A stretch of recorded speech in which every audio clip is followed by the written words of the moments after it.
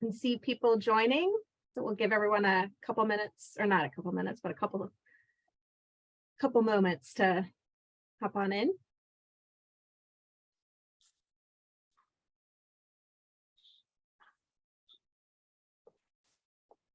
All right. Well, hello and welcome to this special presentation on historic preservation easements for modernist houses.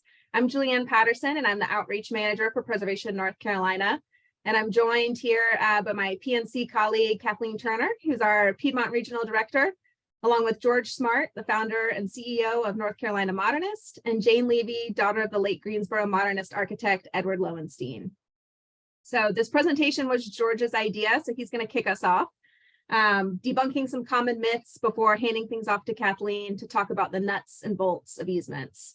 Then we'll hear from Jane, who's working with Preservation North Carolina to place an easement on her family home designed by her father in 1954, which, as you can see, I am sitting in right now. And I am too. And so is Jane. I really am. Everyone but Kathleen. Sorry, Kathleen.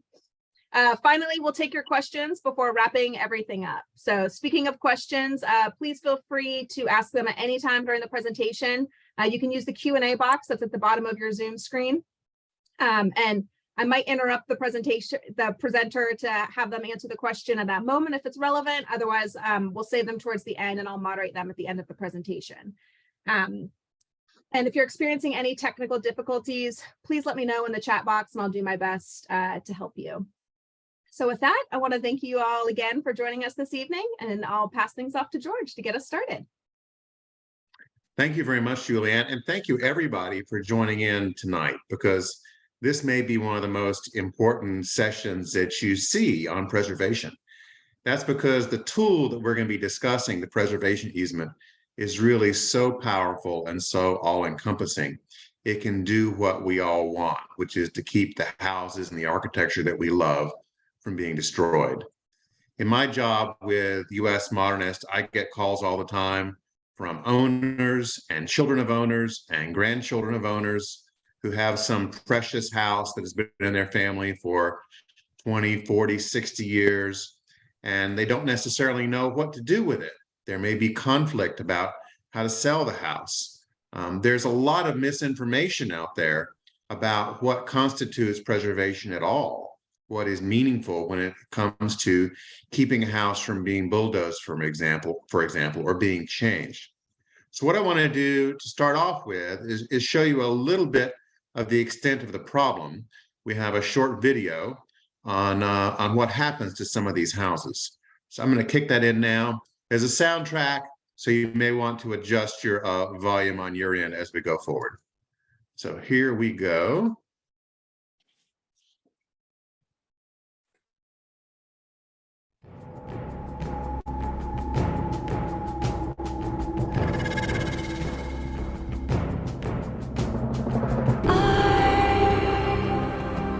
I'm a rover in time. I travel alone throughout an endless journey home. Where is my home? Fragments of love life. I won't surrender. When the spirits are calling my name, then I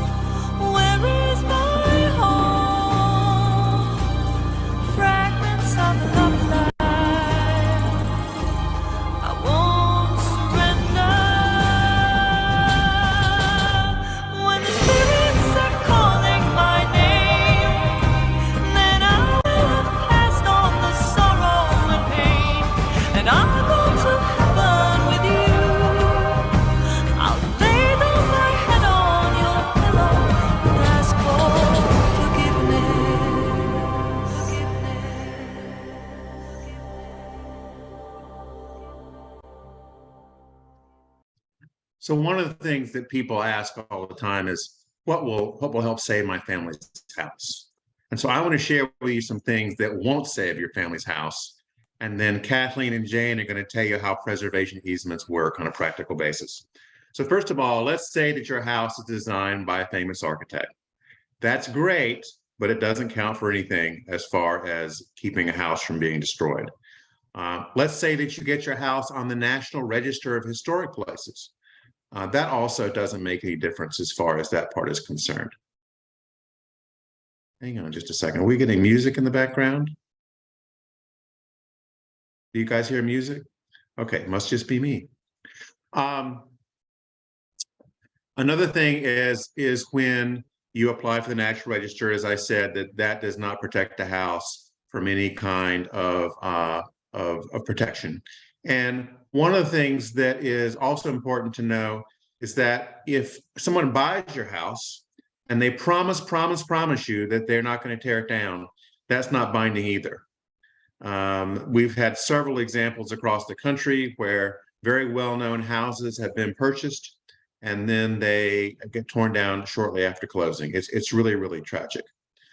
In short, a preservation easement is like a homeowners association, but for just one house. It controls the rules about how the house appears, both internally and externally, and it's the only thing that really has legal enforcement power over time. So with that, I'm going to turn it over to Kathleen to tell you about preservation easements and how they work. Richard. Thank you, George. And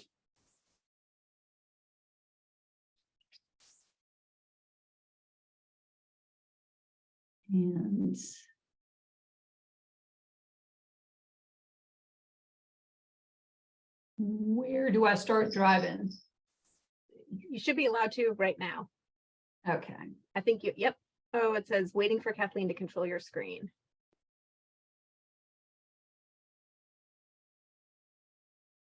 Do you see the little remote control down at the bottom? Otherwise, I can advance for you if you want.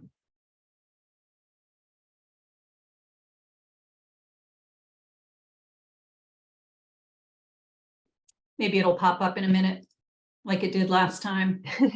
Yeah, you have to look for that Zoom bar. Yeah, it's the Zoom bar is not showing up. Yeah, let's see. You can just That's tell me okay. next slide. All right, yeah, let's just go for it. Next slide. Oh, here we go. Yeah, just, it's just kind of sleeping here. Here.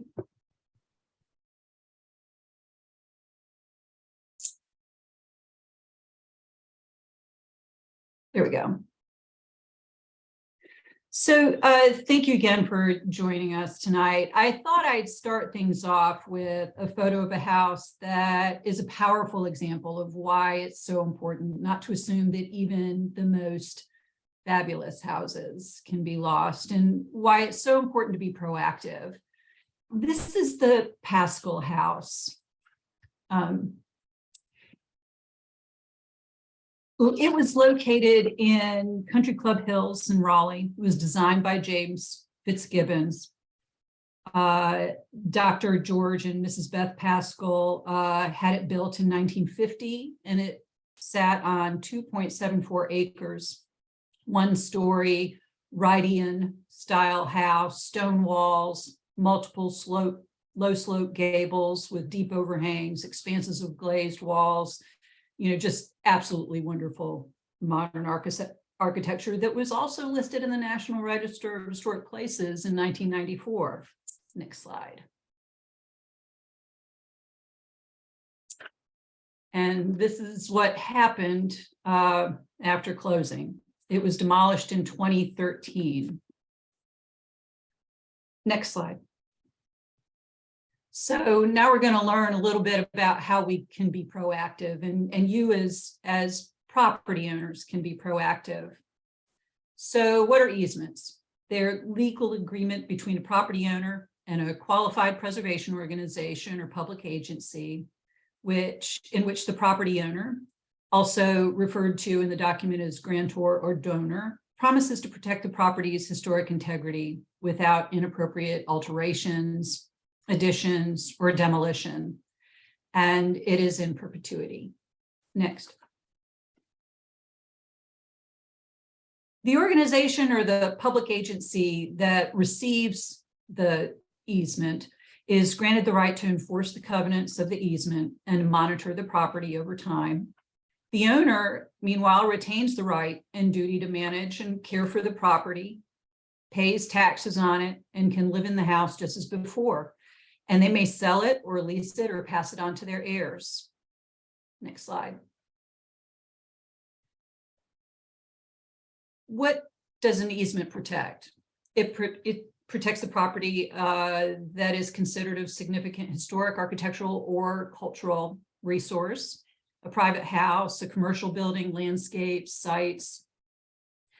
Easements are flexible tools that can be custom designed to protect the unique qualities of the property.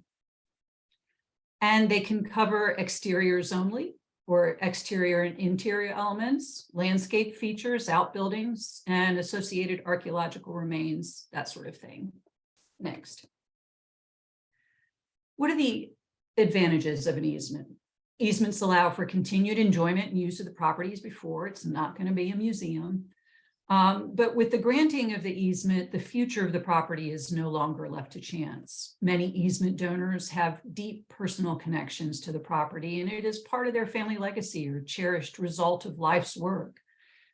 An easement provides peace of mind that their beloved property will be preserved forever and enjoyed by future generations. Next slide. A preservation easement can be a tool for neighborhood preservation. In some of our larger cities with a hot development market, we've seen neighborhoods turn from one thing almost overnight to quite another. Easements are flexible tools that can be custom designed to meet the personal and financial needs of the property owner.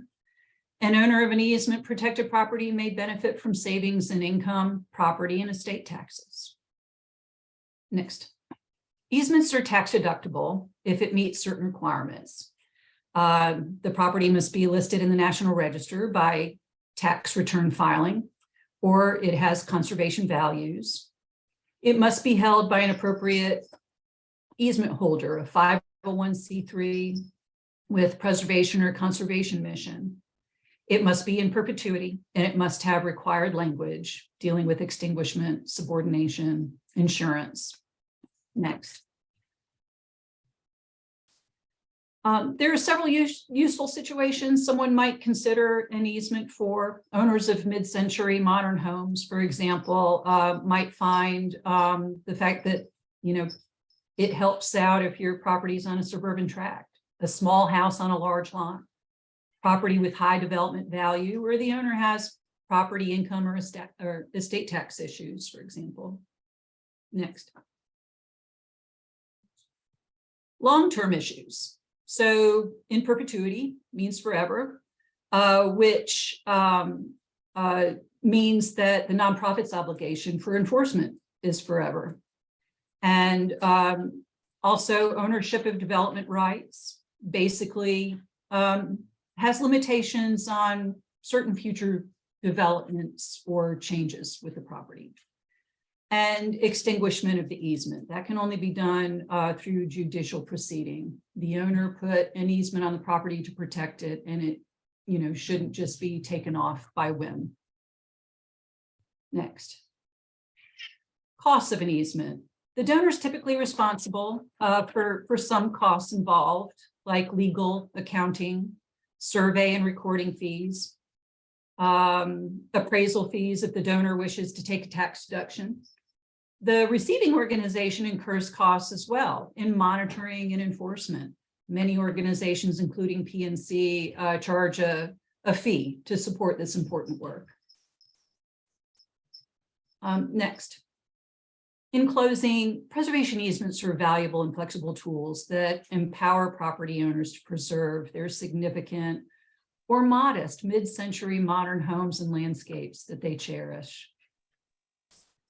And so I'm going to show you a few mid-century modern houses protected by easements through Preservation North Carolina. Next. This is the William and B. Fleming House in Chapel Hill, designed by Edward Waugh, and it was built in 1952, protected by an easement. Next. The Thomas and Lois Wheelis House in Lewisburg, designed by Milton Small and built in 1954, also protected. Next. The Dr. George W. Poland House. It was originally located in Crabtree Valley area, and it was moved to Bahama. It was right smack dab in the middle of a lot of development. It was designed by George Matsumoto in 1954, and it is spectacular. And it is now happily situated on similar property to where it was originally built in context and preserved by an easement. Next. The Richer House in Raleigh is a Frank Lloyd Wright Usonian-inspired design by George Matsumoto and Frank Walson. It was built in 1951. Next. And this is the Henry L. Camp-Hefner House in Raleigh, also Usonian on a larger scale, designed by Henry Camp-Hefner, who was the dean of the then new School of Design at NC State. In tandem with George Matsumoto, and it was built in 1950. Next.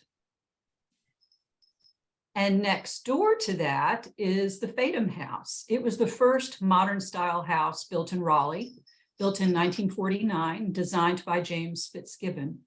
It was, by the way, published in Architectural Record in 1952 as one of the houses of the year. On the left side, you'll notice a new addition by Brian Shawcroft, built in 2006. And this is protected by an easement through Preservation North Carolina. And next. And this is the Edward and Frances Lowenstein House in Greensboro, built by the Lowensteins in 1954, designed by Mr. Lowenstein. And it is such a gorgeous house that even though I was taking this picture in the middle of a downpour, it's just absolutely spectacular. And we'll show you another view here next. This is one view of the circular stone garage that now serves as a small apartment. And then the next slide will show where the cars hang out on obviously a clearer, more beautiful day. And we'll go to the next slide and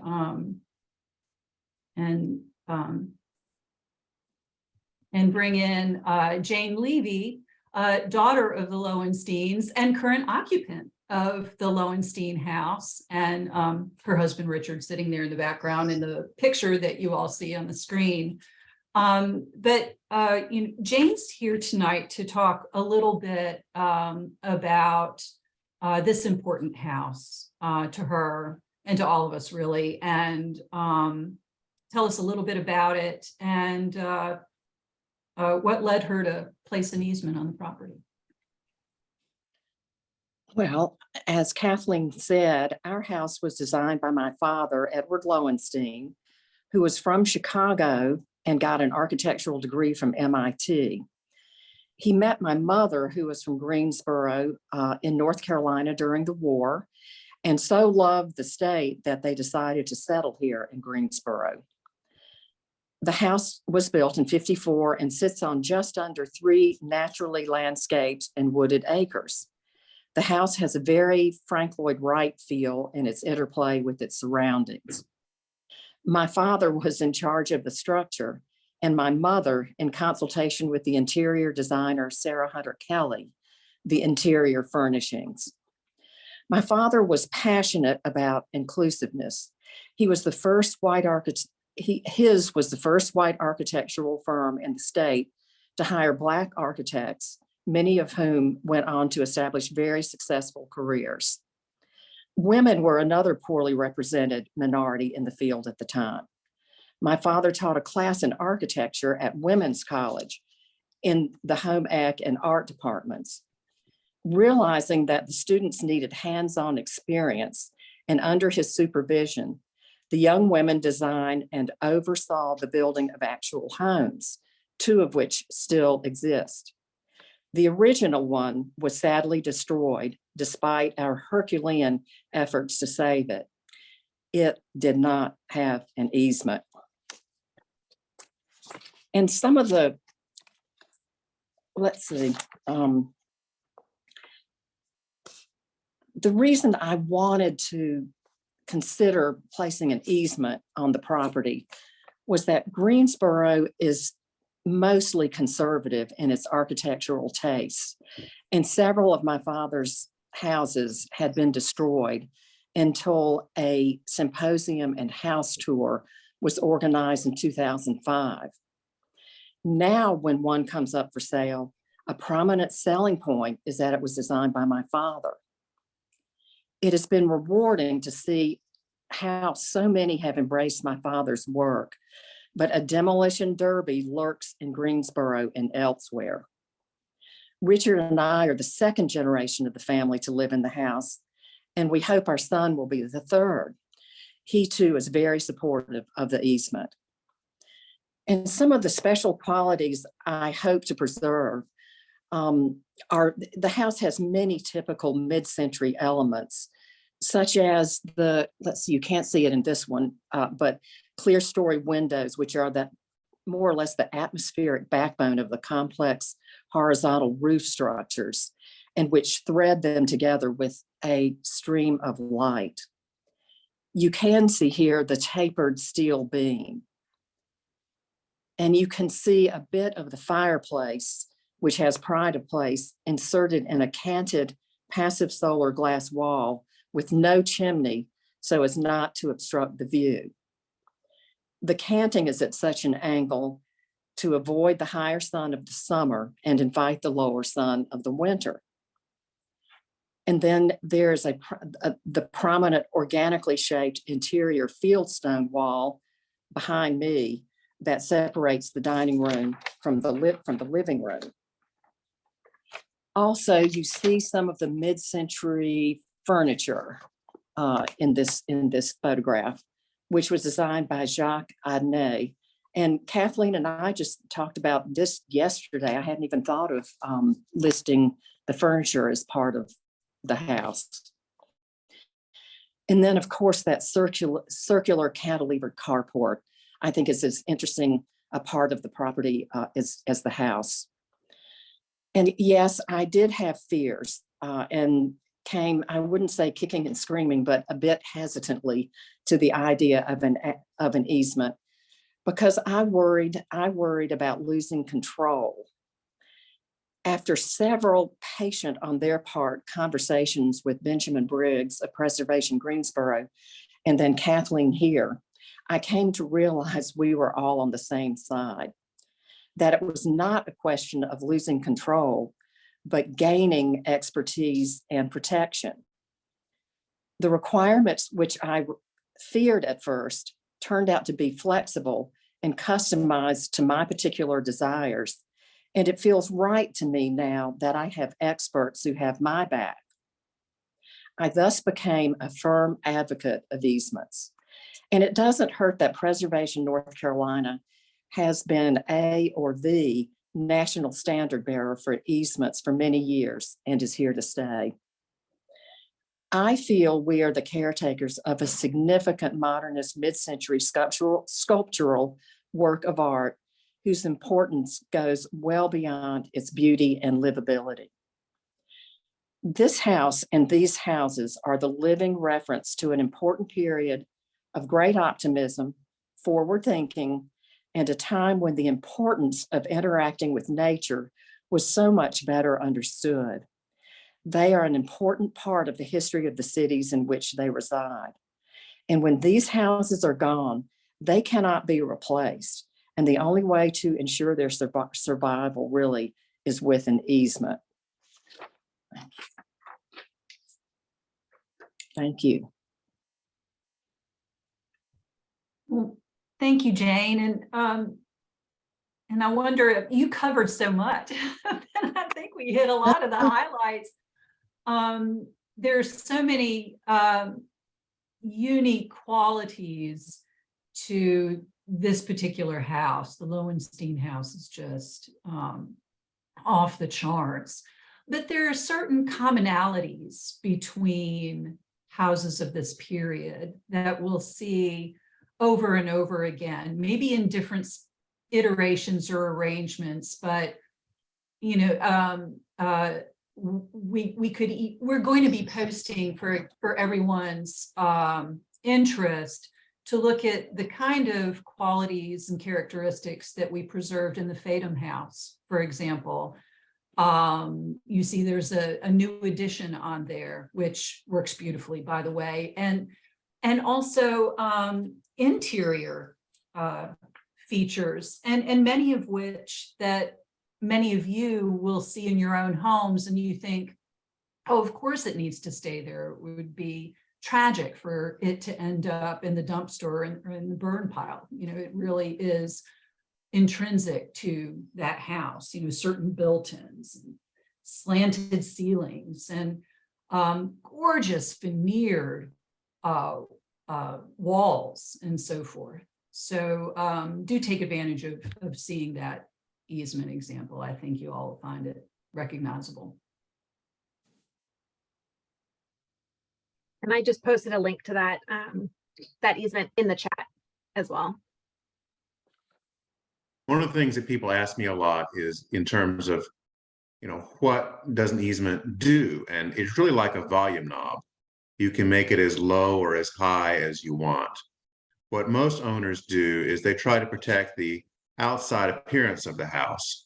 So that in the future, if you have a modernist house, someone is not going to try to turn it into an Italianate villa or glob on an Italianate addition onto the side. Similarly, you want to have protections in there about what happens in natural disasters. Like if there's a storm and it damages 10% of the house, you don't want the house to be available to be torn down at that point. So there are thresholds at which a future owner could tear it down if there were enough damage to something from a storm or hurricane or earthquake, things like that. And then thirdly, some owners will prescribe preservation of certain internal features, and some will just leave it alone, knowing that, you know, in some cases, not all, it's really the shape and appearance and materials of the house that you're trying to preserve, because interiors are going to go through different evolutions over time. But it's really all up to the owners. Preservation North Carolina does an excellent job leading prospective users of preservation easement through the decisions of putting this together. And unanimously, once it's done, people breathe a great sigh of relief, and so do their families. Great. Well, I'm going to shift gears then and start asking you all some of the questions that we're getting from the audience. So Chris B wants advice on finding a suitable easement recipient in areas where there's little mid-century modern architecture. I don't know if Chris is in North Carolina or outside of the state, but do you want to go ahead and handle that one, Kathleen? Sure. If you're in North Carolina, just call me or email me. I'd love to talk to you. But several states across the country have similar historic preservation organizations. If you don't have a statewide organization, you might live in an area that has a local historic preservation organization that accepts and can monitor and enforce easements. So check first within your state and see who's out there if you're not in North Carolina. Great. And Ben Lewis wants to know, does an easement preclude renovations or improvements? Well, no, not really. It depends. How about that for a hyphenated answer? It depends on what sort of renovations you're talking about. So if it's you no longer you're enamored with you just got back from New Orleans and you want an iron balcony on a mid-century modern house, we might have a conversation about that. Updates to bathrooms, kitchens happens all the time. It just depends on what it is. And is it a protected element listed specifically in the easement? But again, they're flexible tools and they're not meant to place a bell jar over a house and freeze it in time. There are updates made all the time, but we're just looking for the protection of these character defining elements that really are intrinsic to that building, the essence of it. So really, I mean, something that's sympathetic with the original design that's protected. Yes. So the Fadum house was much smaller originally and was added on to beautifully, by the way, by Ryan Showcroft in the early 2000s. So, and you don't have to necessarily get all matchy, but paying attention to, is there harmony there, often wins the day. You want to avoid the Priscilla Presley syndrome, where Priscilla, wife of Elvis, took a perfectly beautiful John Lautner house in California and turned it into a Spanish villa. That was just a tragedy. All right, a good question here from Chip Davis. How does one make the distinction between the architecture of the house and its system? So electrical, plumbing, HVAC. The first probably shouldn't be touched, whereas the others are likely to need upgrading. So how specific is the easement crafted, and how does it address each of those features, architecture versus systems? That's a great question, and thank you for asking that. People update systems all the time in houses that are protected by our easements. In fact, there's language in easements and our covenants that require adherence to certain ordinances and codes. Building's not going to do anybody any good if it's not safe. So maintaining it and keeping it updated, and systems are a really good example for, when technologies advance, we want our homes to perform as well. Energy retrofits, maybe slightly different dynamic going on. If it impacts historic character, there's a conversation to be made, but there are whole lot of energy systems and improvements and updates that happen all the time to easement protected properties. In fact, not necessarily germane to mid-century modern architecture, but we have an easement on a 19th century Italianate house in Orange County that's completely off the grid. So, again, it's very flexible, but it just requires that people be thoughtful about it. That's all. We're just asking people to think. And he had a follow-up question actually about solar panels on a low sloping roof. So kind of hit that. Yeah. We kind of take the standpoint of, there are plenty of ways to make it the least visible and impactful and still, be responsible in terms of, wanting to reduce the carbon footprint in our communities. So again, we point to several examples of historic properties we have easements on that, have solar panels and are able to integrate that into the property in a way that is that threads that needle. So. Right, and we have a couple questions from Virginia Faust. I'm just going to ask the first couple, but how many preservation easements roughly does PNC hold in total? And do you have like a rough breakdown of how many of those are mid-century modern, craftsman, vernacular, contemporary? Like what's the spread of our easements and covenants? I wish I remembered that right offhand, Virginia. Thank you again for asking that. We've got a gracious plenty handful of mid-century easements and covenants. There's there are two terms that kind of mean the same thing. It just depends on whether covenants are placed on a property during a transaction, when a property is being conveyed, for example, through Preservation North Carolina into private hands. We'll put covenants in the deed. An easement is a independent standing private legal tool that is recorded on its own. So we have almost 900 easements and covenants on properties across the state. We would say 300 or so or more are easements, and the remainder are covenants. But I can get back to you on that, Virginia. Okay, let me see. There's a lot of good questions here. Okay, here's an interesting one. Bottom line, how does an easement affect the selling price of a house in North Carolina? In your experience, does it make a house harder to sell? And Virginia had a question along the same lines that was, how do you present an easement on when you're selling a property or listing a property for sale? Again, it depends. In recent years, we have had so many of the properties protected by easements and covenants being sold like crazy, and I haven't really noticed any negative impacts on the selling prices. In fact, I mean, if you think about it, protected properties generally are being regularly maintained and loved, and so they're going to be pretty great properties, and so they're going to be strong sellers. But it will have some impact, bottom line. For example, you're not going to get top dollar from a developer who wants to put a BP station where your property is, because a portion of the development right has been donated to Preservation North Carolina, meaning we're monitoring that property to make sure that any changes are harmonious with that property over time and remove demolition from the table. So those people who are into it for redeveloping your property, or that easement's impacting the desirability of the property for them.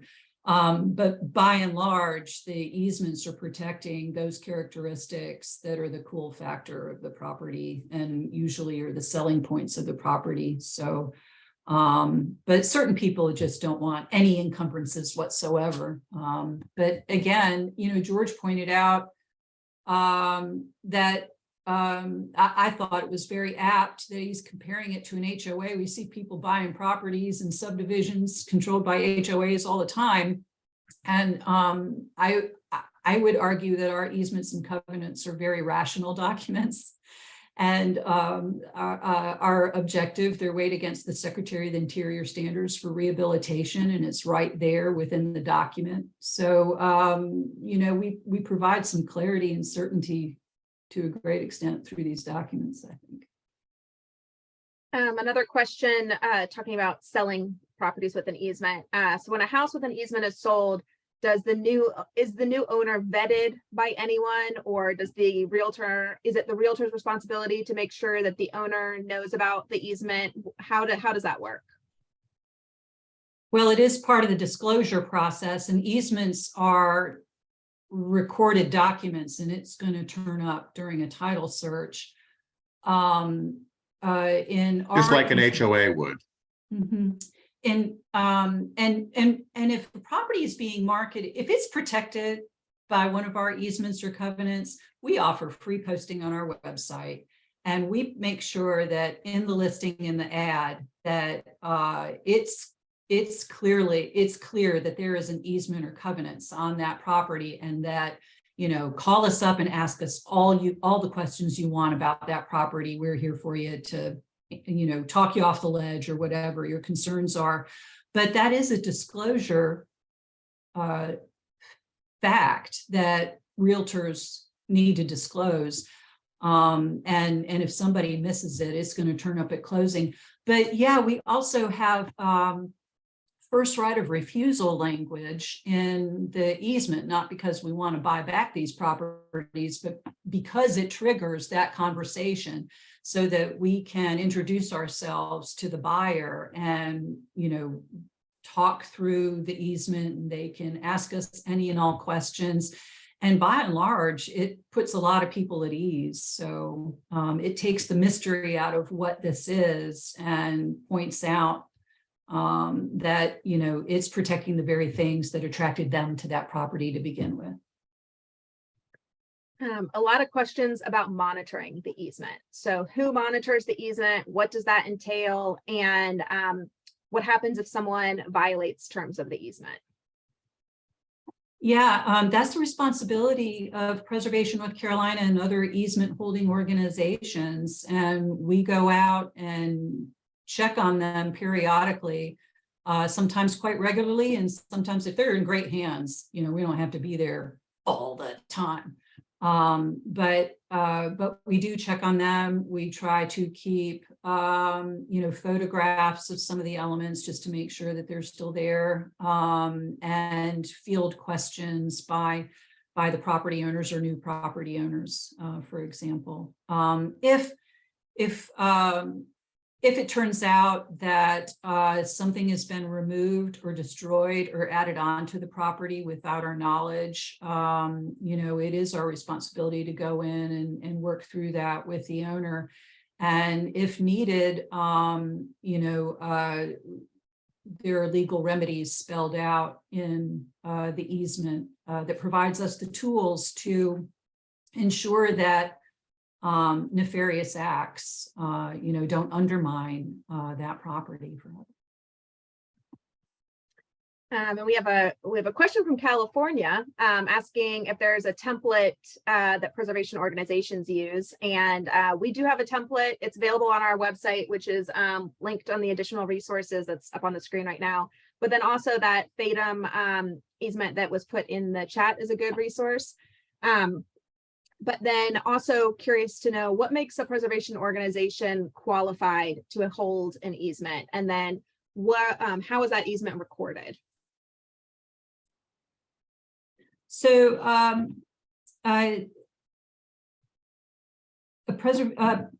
the receiving organization must be a 501c3 entity with historic preservation or conservation as its mission, and demonstrates that it is enforcing the easement or covenants.